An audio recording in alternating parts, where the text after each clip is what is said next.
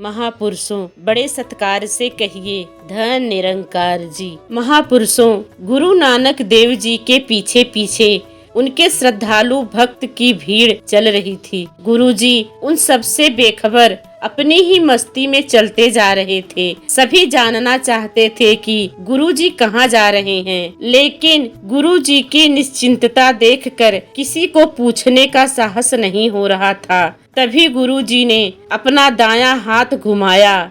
हाथ घुमाते ही आसपास तांबे के सिक्के बरसने लगे। कई श्रद्धालुओं ने सोचा गुरुजी तो न जाने कहाँ जा रहे हैं, उनके पीछे चलकर इन सिक्कों को क्यों छोड़ा जाए। ऐसा सोचकर कई भक्त वहीं रुककर तांबे के सिक्के बटोरने लगे। उनके सिक्के बटोरने तक गुरुजी अपने शेष भक्तों के साथ काफी आगे निकल चुके थे। उनके आंखों से ओझल होते ही उन्होंने सिक्के संभाले और वापस अपने घरों की ओर चल दिए। उधर गुरुजी के पीछे अभी भी काफी श्रद्धालु चल रहे थे। थोड़ी दूर जाने के बाद गुरुजी ने फिर माया रची। उन्होंने अपना हाथ हवा में उछाला और आसपास का रास्ता चांदी के सिक्कों से भर दिया। तांबे के सिक्कों को देखकर कई भक्तों ने अपने लालच पर विजय पा ली थी, मगर चांदी के सिक्कों के लालच को ज्यादा भक्त ठुकरा ना पाए। तीन को छोड़कर सभी भक्त चांदी के सिक्कों को संभालने में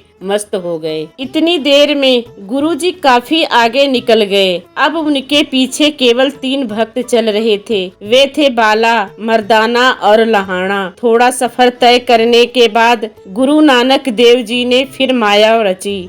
इस बार रास्ता सोने के मोहरों से भर दिया। तांबे और चांदी के सिक्कों को ठुकरा देने वाले भक्त भी यहाँ डगमगा गए। बाला और मर्दाना सोने की मोहरों के लालच पर विजय न पा सके। सोने की मोहरों ने गुरु जी के प्रति उनकी आस्था और विश्वास भी डिगा दिया। उन दोनों ने एक बार आगे बढ़ रहे गुरु जी की ओर देखा और फिर एक निगाह पास पड़ी सोने की मोहरों पर डाली। लालच जीत गई। वे दोनों बावरे से सोने की मोहरें इकट्ठी करने लगे। तब तक गुरुजी आंखों से ओझल हो चुके थे। इन सब लालचों को ठुकरा कर संत लहाड़ा अभी भी गुरुजी के पीछे पीछे चला जा रहा था। गुरुजी उसकी श्रद्धा को अनदेखा न कर पाए।